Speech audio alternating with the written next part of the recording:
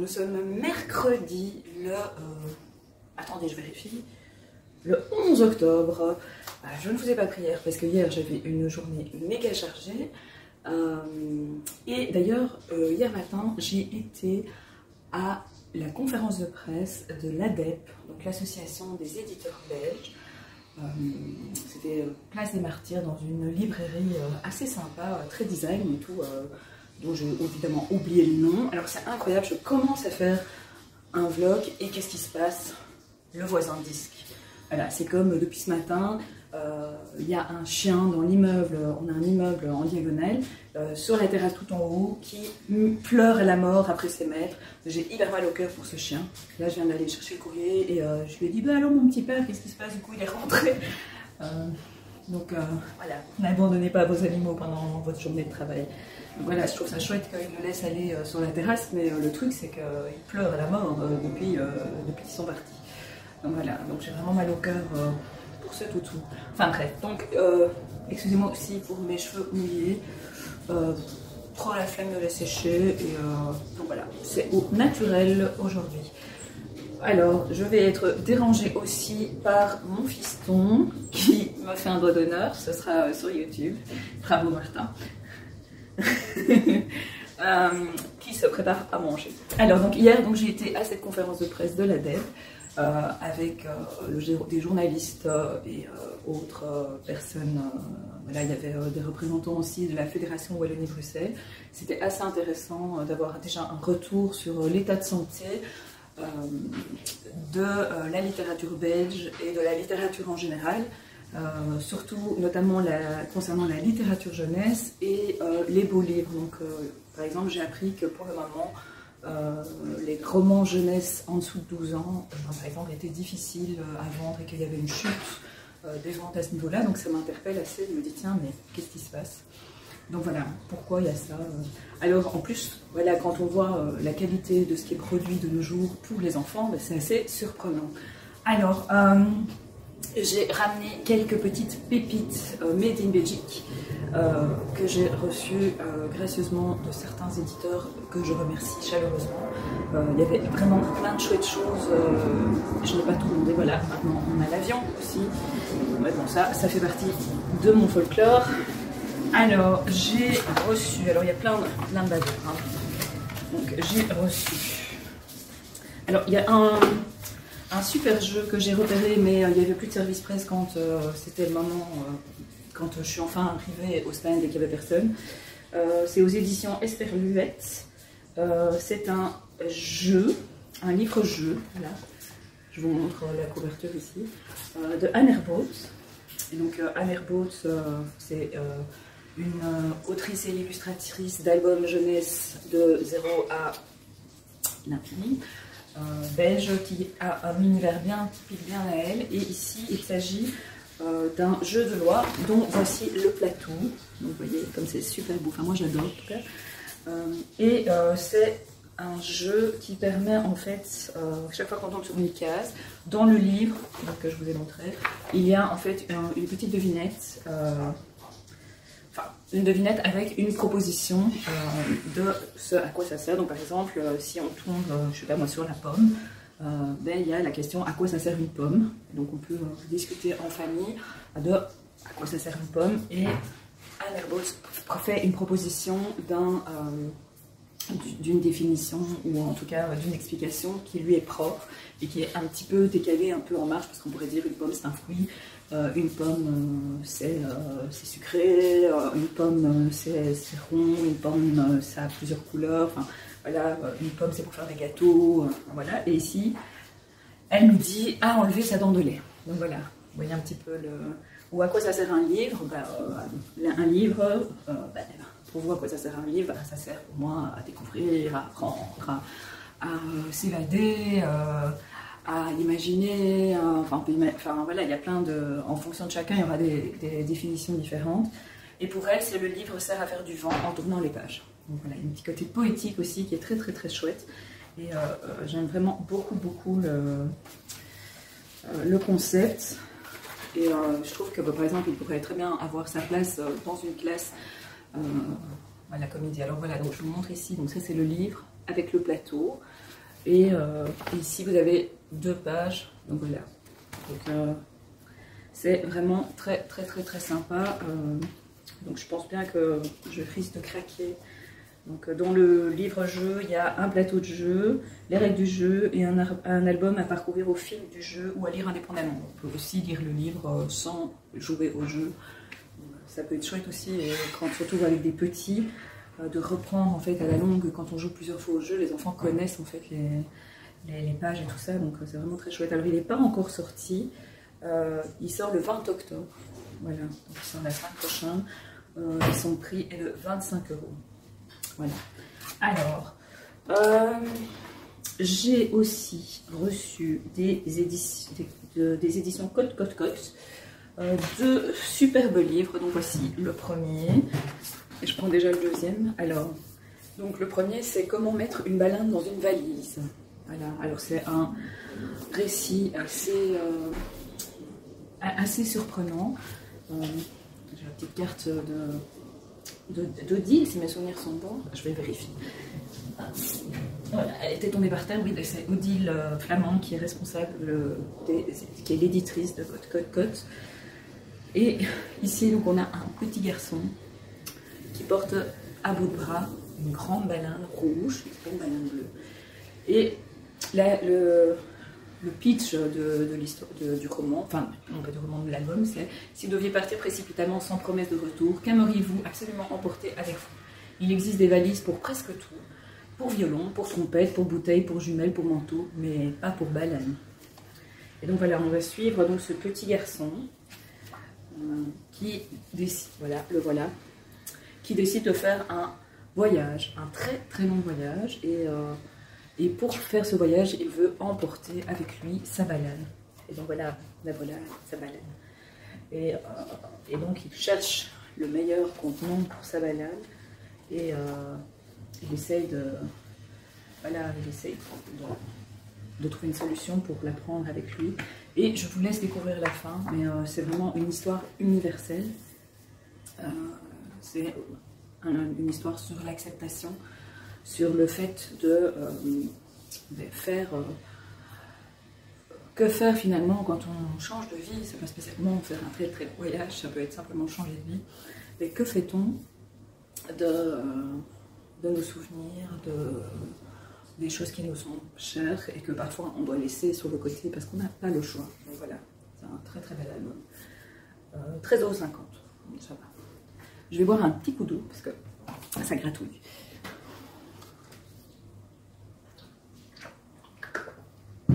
Alors, le deuxième, c'est, alors, moi je dirais O, mais je crois que ça peut être E aussi si on regarde dans les consonances plus nordiques, de Guridi. Et donc là, c'est toujours chez Cote, c'est un ours. Alors déjà, rien que la couverture est fabuleuse. Et cet ours, il a décidé que cet hiver, il n'hibernait pas. Donc voilà, donc c'est un ours. Alors voilà, j'ai reçu quelques petites cartes. Voilà un petit peu le genre d'illustration. Et ici, on retrouve la queue de la baleine avec l'enfant, le petit garçon. Voilà, alors celui-là,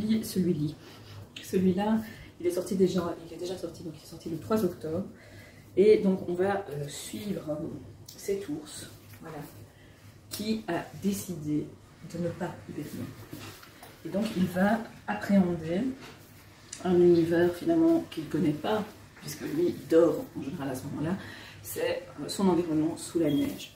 Et progressivement, il va aller de découverte en découverte. Alors regardez comme c'est fabuleux. Voilà. Regardez comme les illustrations sont très belles. Alors la particularité de cet album, c'est qu'il n'y a pas de texte. Voilà. Donc finalement, c'est le lecteur qui crée sa propre histoire, ou en tout cas son interprétation de l'histoire en fonction des illustrations. Alors, je revérifie. Je vérifie pour savoir au niveau des illustrations, parce que je l'avais dit hier. Oui, voilà, donc c'est des illustrations, ce sont des aquarelles. et qui sont retouchés légèrement au niveau graphique sur une tablette. Donc voilà.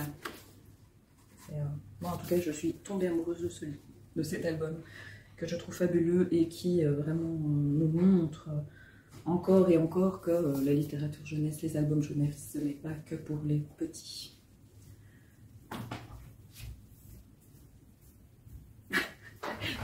Le fiston qui passe. Alors, j'ai aussi rencontré... non, ça c'était sur... Attendez, parce que je m'embrouille. J'ai aussi rencontré Oriane de Pierrepont, qui est l'éditrice et l'autrice de Méli-Mélo chez Juliette et Léo, aux éditions Marmotton. Donc là, on est dans un autre univers, hein. On passe à quelque chose de beaucoup moins, je vais dire, c'est pas une question d'artistique, mais de beaucoup moins graphique, et quelque chose de beaucoup plus cerné sur l'enfance, la douceur, les dessins arrondis. Et donc voilà. Que se passe-t-il chez Juliette et Léo? Ben, il se passe que les parents et les enfants ont échangé le rôle. Donc c'est une sorte de journée à l'envers, retournée. Alors ici les illustrations sont de Colombe Casset. Voilà, donc, vous voyez un peu le style d'illustration. Donc un truc bizarre, mais vraiment très bizarre, est arrivé dans notre famille. Papa, maman, notre réveil a sonné. Et pourquoi vous n'êtes pas levés? Oh non, on dort encore, a dit maman en bâillant. C'est la nuit, regardez dehors, a répondu papa la tête dans son matelas. Guili Guili, sortez de votre lit. Voilà, vous voyez un petit peu le pitch. Et donc on va accompagner pendant une journée cette famille qui est un petit peu chamboulée puisque les parents prennent la place des enfants et les enfants prennent la place des parents. Alors bon, comme je disais à Oriane, l'éditrice, autrice hier, il y a quand même un moment où je cherche la page. Voilà, c'est ici où les parents restent à leur place. C'est que c'est les parents qui conduisent, donc les enfants. Elle ne va pas jusqu'à faire conduire les enfants en voiture. Alors, il y a des petits bonus avec ce livre. Il y a une chanson. Donc, je regarde un petit peu au niveau des... Il y a une chanson, non, ça c'est le catalogue. Ah ben voilà, ici vous avez un code QR. Et sur le site des éditions Marmotton, vous allez retrouver une chanson et l'histoire audio. Donc voilà, c'est très très chouette, c'est plein d'énergie positive, c'est splitant, puis c'est drôle aussi, les enfants aiment bien ce genre de situation où finalement les parents ont des comportements qui sont plutôt atypiques. Donc celui-ci, pour moi, je dirais vers 4-5 ans jusqu'à 7, 8, 9 ans, enfin, ça dépend évidemment des enfants, ça dépend ce qu'on a. Maintenant, si à 12 ans ils ont envie de lire ça, ben, laissez-les lire ça. C'est pas... Ils vont pas en mourir et à la limite, ça ne va pas en faire des idiots ou quoi que ce soit. Au contraire. Alors, chez Alice Jeunesse, il y avait 3 albums proposés. Alors, le premier, c'est Le vent et nous. Voilà. Maintenant, j'ai évidemment pas les dates de sortie. Parce qu'évidemment, j'ai préparé ce live, enfin ce vlog, comme j'ai l'habitude de le faire, c'est-à-dire sans préparation.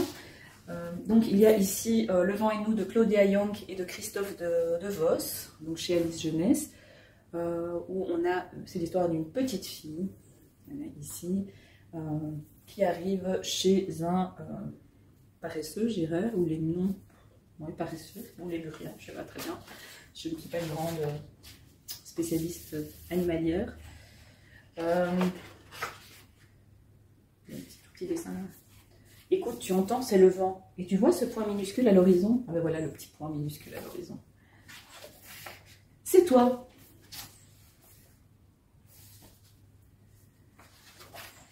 Quand tu n'étais pas encore là, je ne savais pas qui tu serais, ni à quoi tu ressemblerais. Je n'avais aucune idée du son de ta voix, de ton odeur, de ta façon de bouger.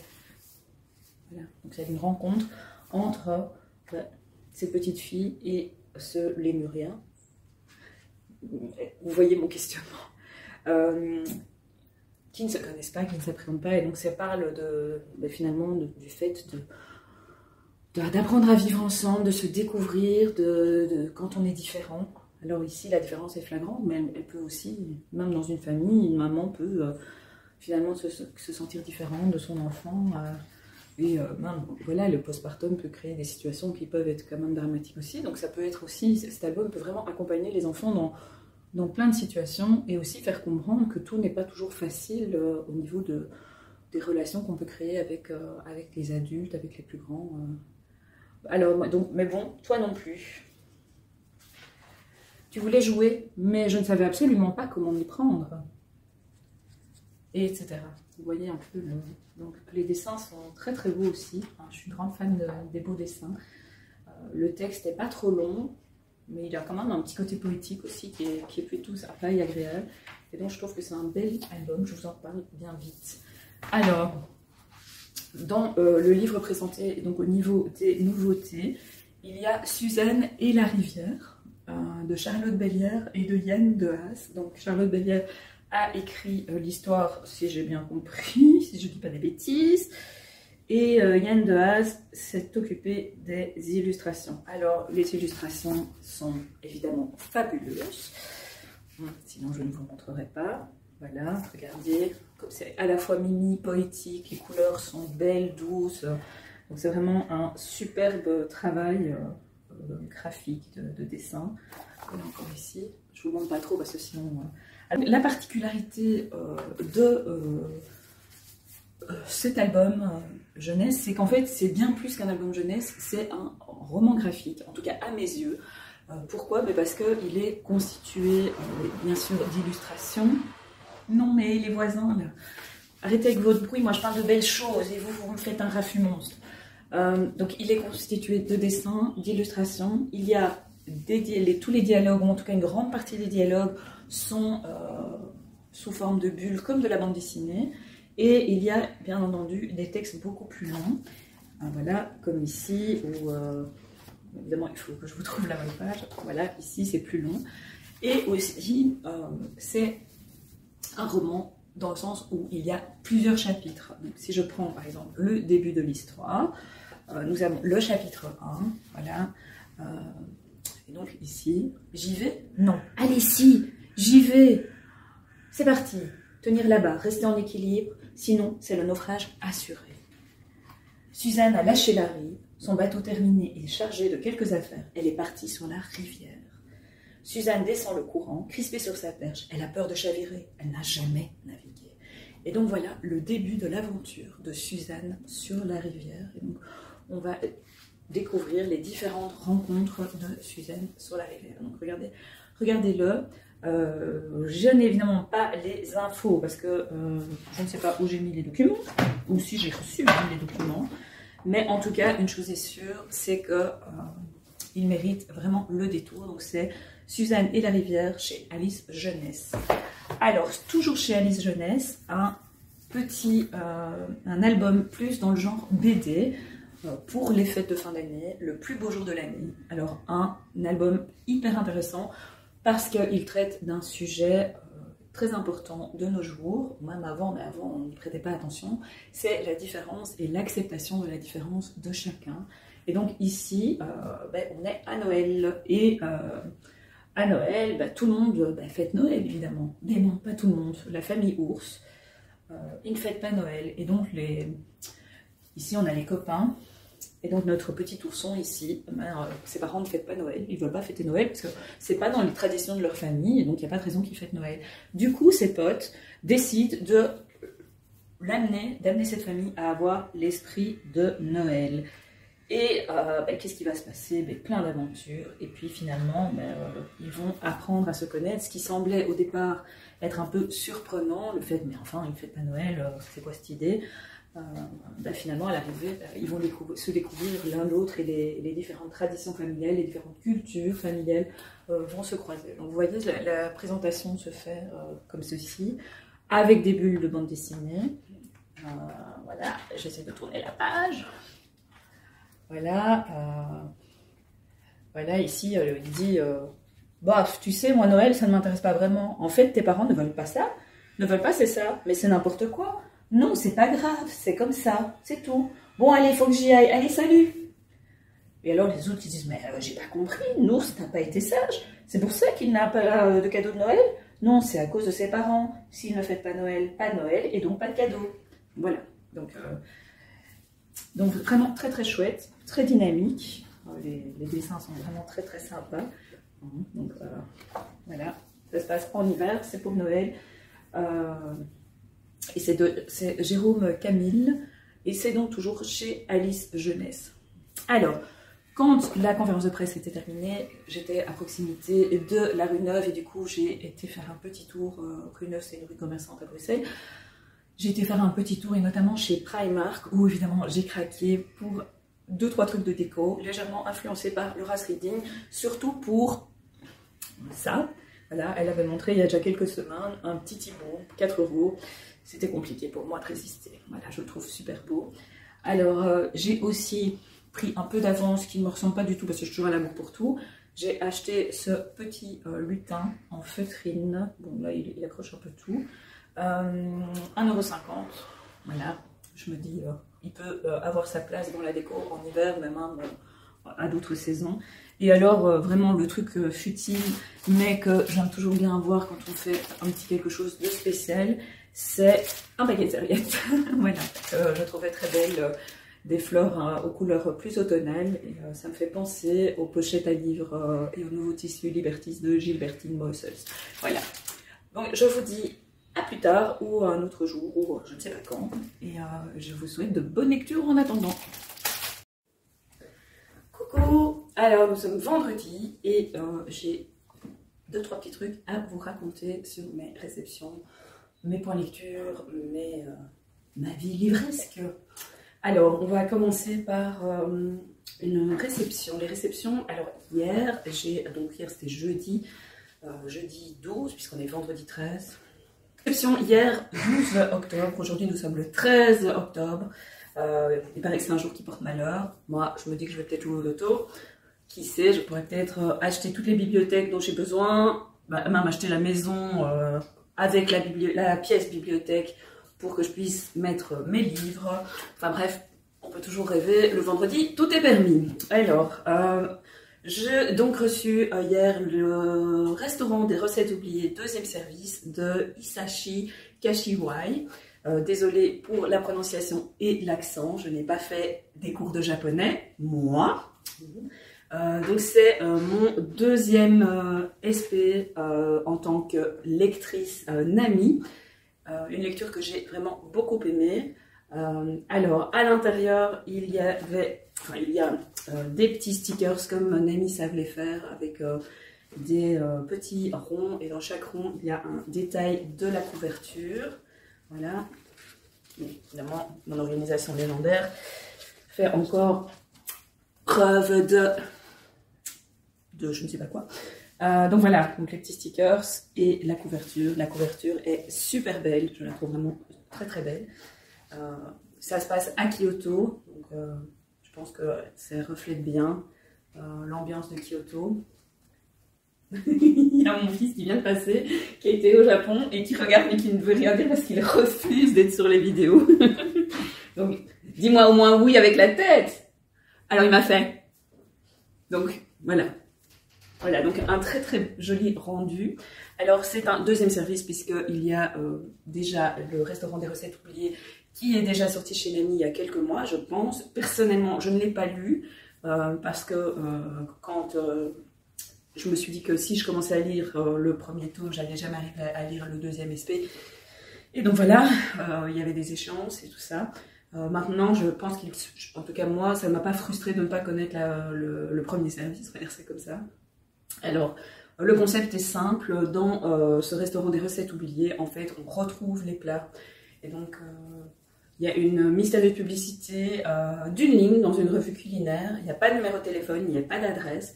Et donc, ceux qui souhaitent se rendre au restaurant Kamogawa doivent compter sur un soupçon de magie pour arriver à bon port. Donc déjà, ils doivent être déjà hyper motivés pour retrouver le restaurant. Seuls les habitués, les clients guidés par le destin, trouvent leur chemin jusqu'à la petite bâtisse cachée dans les ruelles de Kyoto, qui propose à ses convives de recréer les mets délicieux qui ont marqué leur vie.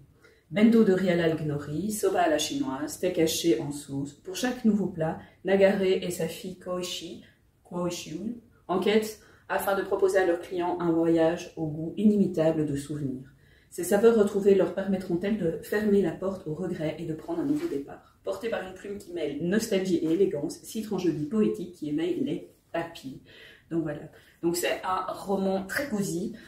C'est des histoires, c'est très à la japonaise. Donc il y a des personnages différents qui se succèdent avec chaque fois des enquêtes différentes. Le schéma est assez classique je dirais, d'un chapitre à l'autre. Voilà, chaque chapitre. Chaque chapitre raconte une histoire. Donc il y a à chaque fois des parties différentes. Donc c'est vraiment une très bonne lecture que je vous conseille. Alors là maintenant c'est l'homme qui rentre à la maison. Alors donc j'ai reçu en plus 2 petites fiches cuisine pour préparer 2 des plats du livre. Alors, il y a les nouilles soba, voilà, avec au dos les ingrédients, la préparation, et les danburi au tempura, voilà. Donc, vous voyez, c'est très joli. C'est assorti également avec le livre. Hein. Voilà, donc c'est vraiment une très chouette petite réception. Et donc, je vais enfin pouvoir faire ma photo pour pouvoir vous poster mon retour sur cette lecture. Alors, je dépose. Hein. Au niveau réception, aujourd'hui est arrivée Rosa Dolorosa de Caroline Dorca Fenech. J'espère que ça se dit comme ça. Qui était dans la sélection du prix des lecteurs du livre de poche en 2022. Alors, apprécié par Amélie Nothomb, qui nous dit terrible et addictif. Voilà. Alors, c'est quand même un livre qui a reçu 2 prix. Le prix des rendez-vous du premier roman en 2021 et était lauréate du festival du premier roman de Chambéry également en 2021. Donc je l'ai déjà vu pas mal passer. Quand j'étais à Saint-Maur, donc je crois que c'était en 2022, donc quand il est sorti en 2022, j'avais croisé l'autrice, mais j'avais un peu exposé mon budget achat, donc je ne l'ai pas pris parce qu'il fallait faire des choix. Alors, je vous lis le pitch. Alors, pourquoi je l'ai après? Parce que d'abord, je vais vous expliquer pourquoi je l'ai acheté. Je l'ai acheté tout simplement parce que la semaine prochaine, j'aimerais bien pouvoir participer à une lecture commune autour de ce livre que j'ai envie de lire depuis longtemps. Donc, logiquement, je suis censée faire sortir des livres de ma palle avec les lectures communes. Bon, ce coup-ci, c'est un peu raté. Alors, donc l'histoire, c'est elles étaient au nombre de 12 méduses, leurs tentacules flottant comme des fourreaux de fantômes. Donc déjà, c'est déjà poétique. Merci Jack. Hein, une vidéo réussie est une vidéo où Jack se couche sur le pied et fait tout bouger. Alors, dans les rues serpentines du vieux Nice, Rosa déambule au bras de son fils unique, Lino. Inséparable, il rêve de posséder un hôtel dans lequel un immense aquarium accueillerait des méduses. Jusqu'au jour où Lino est arrêté et emprisonné pour le meurtre d'un enfant. Donc ça commence déjà bien. Pour Rosa, la culpabilité de son fils est inconcevable. Dans un ballet d'images charnelles, poétiques, la Mater Dolorosa se lance dans une quête d'innocence sublime et dévorante. Mais jusqu'où l'amour maternel peut-il conduire? Donc voilà, je pense que ça va pas être très drôle. Donc, ça va se mélanger avec la lecture du cercle occulte des gentlemen de SP pour Foucault Marini et avec les forestiers que je poursuis à petite dose mais que j'adore. Alors donc ici c'est un style coup de poing et poésie. Cette formidable héroïne est irrésistible et tout en finesse l'auteur a un talent immense. Voilà. Donc c'est plutôt positif les retours. Ici c'est des journalistes parce que c'est 2 magazines. Voilà, donc je ne sais pas si vous l'avez déjà lu. Si vous l'avez déjà lu, vous pouvez le dire en commentaire. Sinon, si vous intéresse, vous pouvez aussi laisser un petit commentaire. Enfin bref, la petite barre des commentaires en dessous est là pour vous. Alors justement, je vais le prendre. Hops. Donc, oui, on voit le pied de ma lampe. Je rebouge un petit peu parce que je sais pas, ça va bouger avec le chien. C'est pas très beau.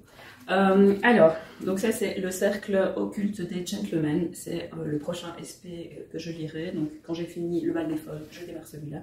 Je vous en reparlerai au moment où je démarrerai ma lecture. Il est paru le 10 octobre, donc il y a 3 jours. Et évidemment, je suis en retard, comme d'habitude. La seule chose que je vous dirai aujourd'hui, c'est que c'est Sarah Penner qui a écrit ce roman et que j'ai adoré La petite boutique au poison de la même autrice. Donc j'espère retrouver les mêmes sensations de lecture et le même plaisir en lisant celui-ci. Au niveau justement, je vous en parlais, j'ai démarré ce matin Le Bal des Folles de Victoria Mass.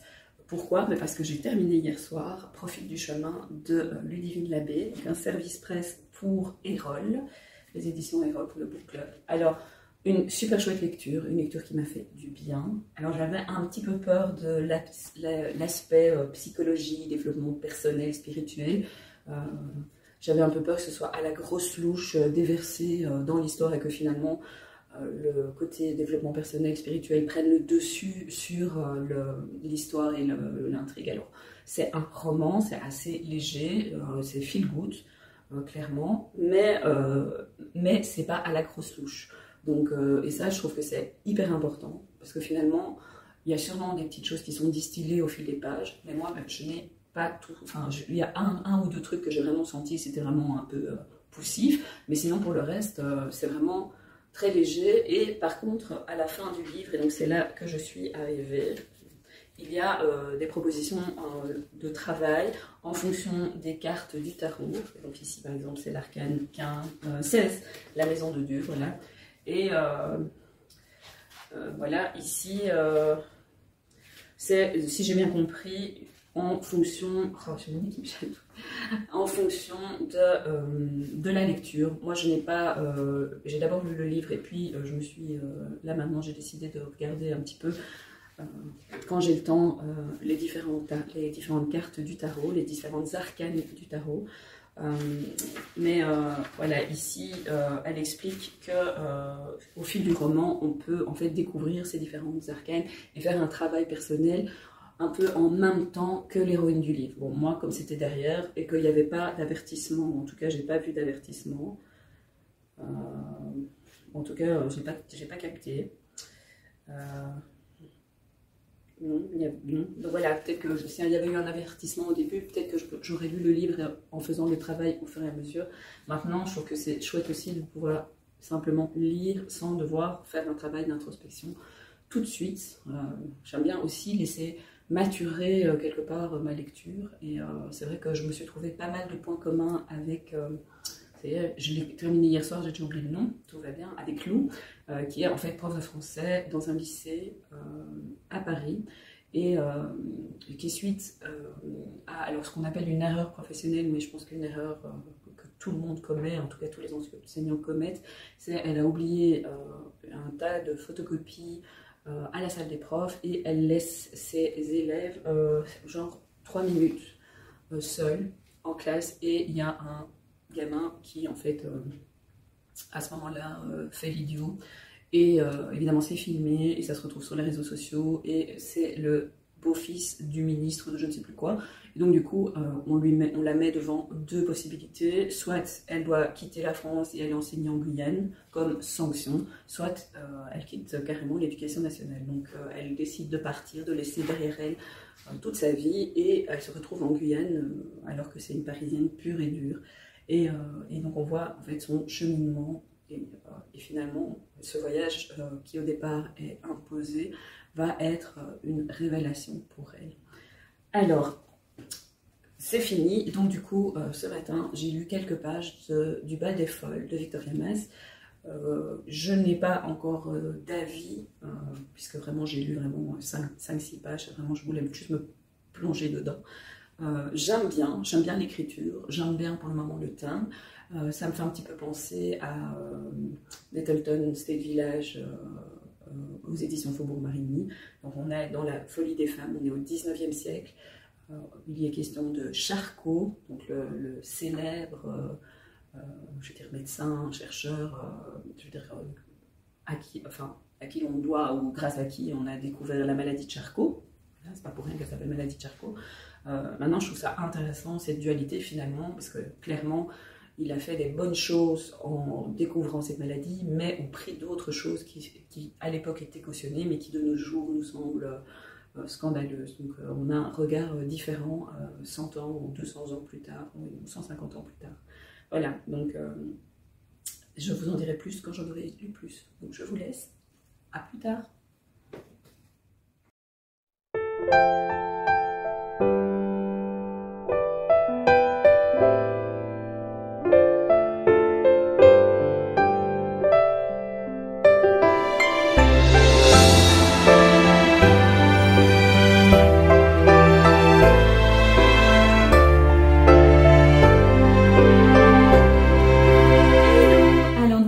Lundi le 16 octobre, voilà, il est 16 h à peu près. J'ai passé une grande partie de ma journée à nettoyer la maison, en tout cas au moins la salle à manger, cuisine.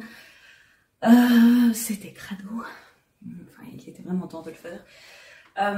Alors quand je fais mon ménage, je le fais toujours avec mes petits écouteurs dans les oreilles. Et j'ai terminé ce matin, donc en démarrant,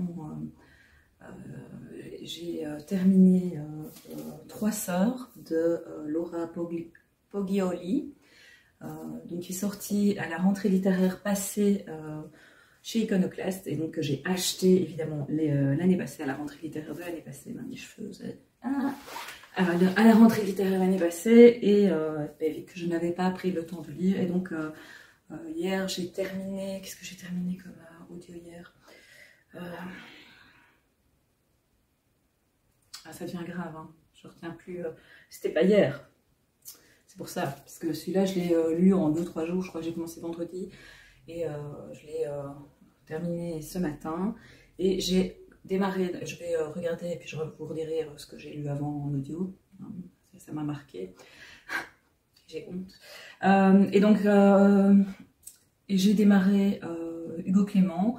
J'avais acheté sur Vinted en même temps qu'un autre livre, Pourquoi je ne mange pas les animaux, ou un truc comme ça.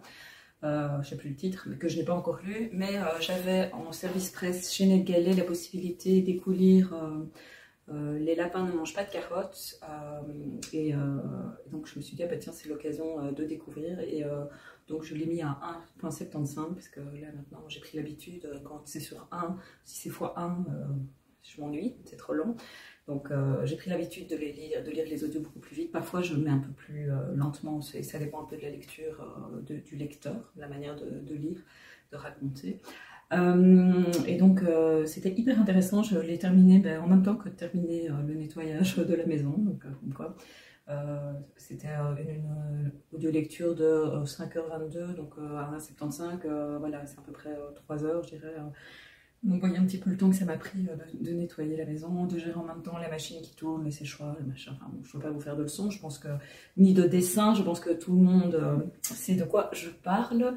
Donc voilà, donc une fois encore, merci les audiolivres, merci Audiolib pour sa confiance, et la plateforme NetGalley, parce que franchement, moi, ça me change la vie de ne pas laisser mes idées vagabonder quand je nettoie, parce que nettoyer, c'est vraiment pas ma tasse de thé, et j'ai tendance un peu à commencer à réfléchir à plein de choses, à ressasser plein de choses et tout ça, donc le fait d'avoir une histoire, d'avoir mon esprit occupé par autre chose, c'est vraiment parfait.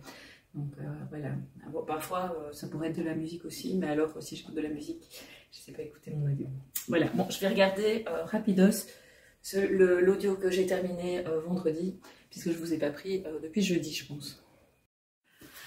Donc voilà, après vérification, c'était aussi un aspect d'Audiolib qui était très très très bien. Il s'agit d'une écharpe dans la neige de Vivica,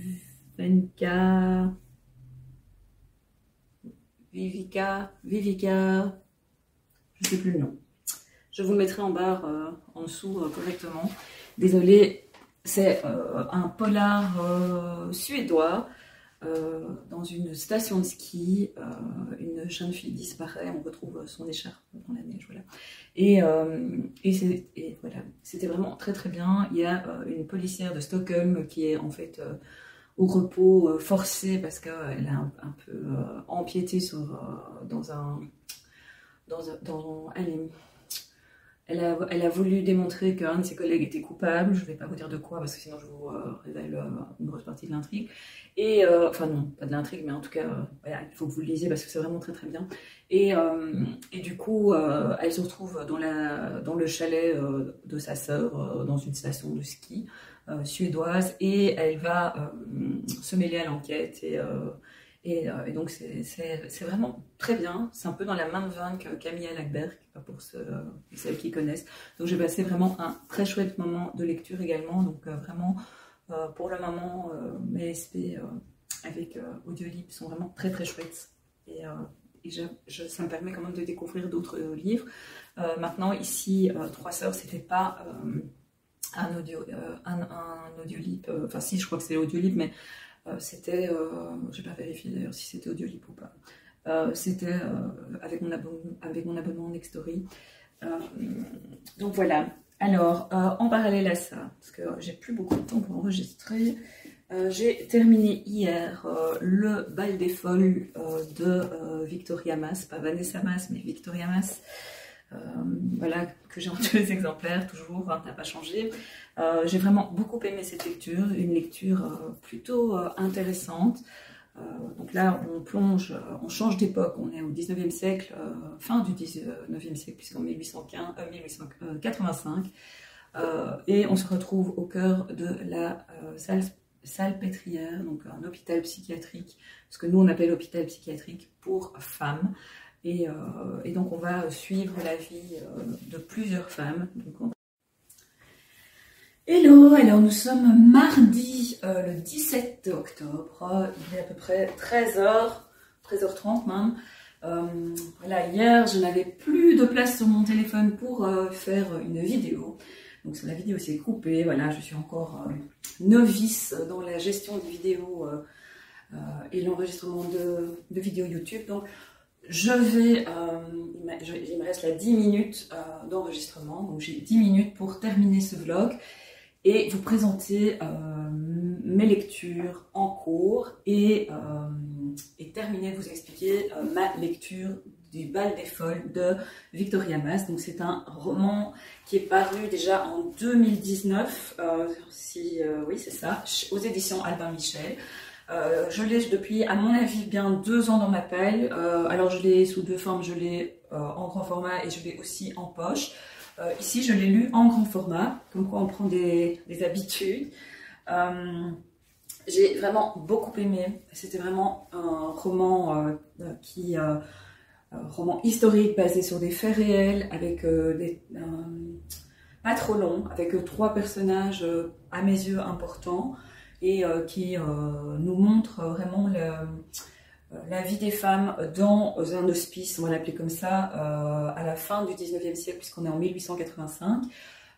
Alors, ce qui est assez, en tout cas moi, ce qui m'a beaucoup intéressé, c'était le fait d'entendre parler de Charcot, de Gilles de la Tourette.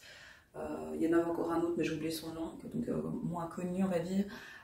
Donc qui en fait sont des hommes qui ont donné leur nom à des maladies qui sont réelles et avérées, mais ce qui est passionnant et aussi un peu effrayant, c'est de voir ce qui se cache derrière ces découvertes, parce que finalement, en fait,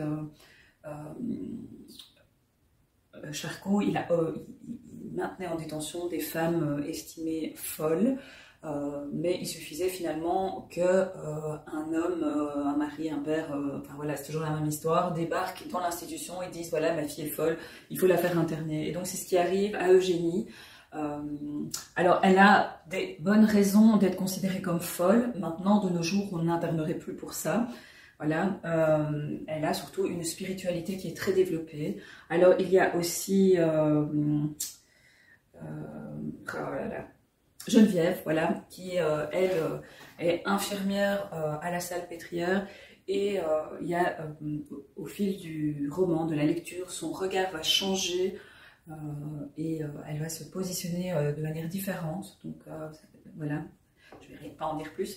Et puis il y a aussi 2 femmes qui sont internées, une plus jeune qui s'appelle Louise, qui rêve au grand amour et qui visiblement a des crises d'épilepsie, et Charcot exploite ces crises d'épilepsie pour faire une sorte de spectacle Donc voilà, c'est un peu affolant de se dire qu'à l'époque, c'était presque la mode d'aller une fois par semaine assister au spectacle donné par le grand médecin Charcot.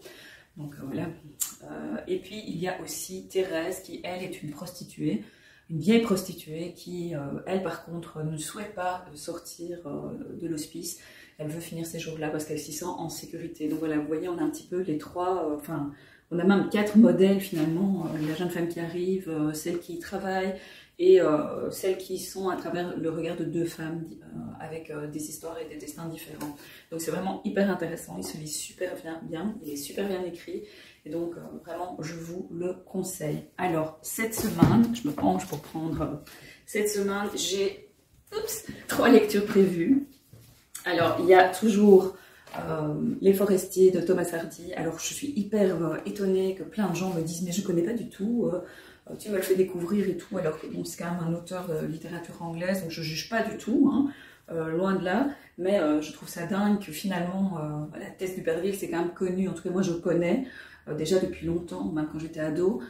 Alors je pense que c'est un auteur qui a été oublié, donc je vous en ai déjà parlé dans mes autres je vais y arriver, dans mes autres vlogs. Ici, je suis au chapitre 25, donc 238 pages. Je suis à peu près à la moitié, donc vraiment. J'aime beaucoup le personnage de Grace, donc, qui est la jeune femme concernée par l'histoire. Il lui arrive des choses un peu...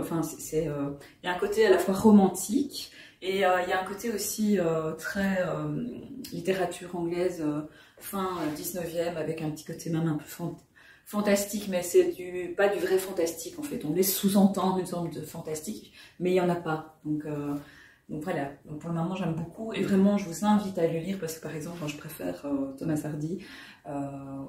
J'avais beaucoup aimé La recluse du manoir de je ne sais plus quoi, d'une des sœurs Brontë, je pense que c'était Anne, mais je ne suis pas sûre. Je suis jamais sûre de rien. Et par contre, Jane Austen, moi perso, j'ai lu un bouquin et ça l'avait pas trop fait. Donc c'était beaucoup trop moralisateur à mon goût. Ici, je trouve qu'il y a un petit côté, je sais pas si c'est parce qu'un homme, c'est un homme, donc il se permet d'être beaucoup plus, de se la jouer beaucoup plus franco que les femmes, je sais pas. Mais en tout cas, j'aime beaucoup. Voilà, donc ça, c'est ma lecture du classique du mois. Alors, en parallèle à ça, j'ai démarré Dans la forêt de Jean Legland. C'est une lecture commune que j'organise depuis hier. Bon, j'ai déjà pris du retard parce que hier il y a eu des mauvaises nouvelles dans l'actualité, tout ça, et donc du coup j'avais pas trop la tête à lire, j'étais plus à regarder les infos. Donc là, je pense que oui, c'est ça, il me reste quelques pages pour terminer la première partie, mais comme je vais cet après-midi, j'aurai du temps, donc je vais sûrement avancer. Alors, en parallèle, j'aimerais bien aussi cette semaine lire Le Cercle occulte des Gentlemen aux éditions Faubourg-Marigny. Il est sorti la semaine passée, alors que je l'ai déjà reçu en SP il y a déjà quelques semaines, et mon organisation était un petit peu foireuse. Alors, donc, je vous lis la 4e de couverture. Donc, que la miséricorde soit sur l'homme qui se retrouve l'ennemi d'un médium vengeur. 1873, dans un château abandonné à la périphérie de Paris, une sombre séance est sur le point d'avoir lieu, dirigée par la célèbre spirit Vaudeline Dallaire, connue dans le monde entier pour ses talents à conjurer les esprits des victimes de meurtres afin de déterminer l'identité des assassins. Ses compétences sont très recherchées par les veuves et les enquêteurs. Lena Wickes est venue à Paris, pour trouver des réponses sur la mort de sa sœur, mais pour cela, elle doit surmonter ses propres préjugés, logiques contre l'occulte. Lorsque Vaudeline est invitée en Angleterre pour résoudre un meurtre très médiatisé, Lena l'accompagne en tant que doublure. Mais alors que les 2 femmes font équipe avec les hommes puissants de la Société des sciences occultes de Londres pour résoudre le mystère, elle commence à soupçonner qu'elles ne sont pas uniquement là pour résoudre un crime, mais qu'elles sont peut-être elles-mêmes empêtrées dans un crime. Donc voilà, je pense que j'avais déjà lu le résumé de la 4e dans ce vlog, il me semble. Voilà, donc désolée pour la redondance.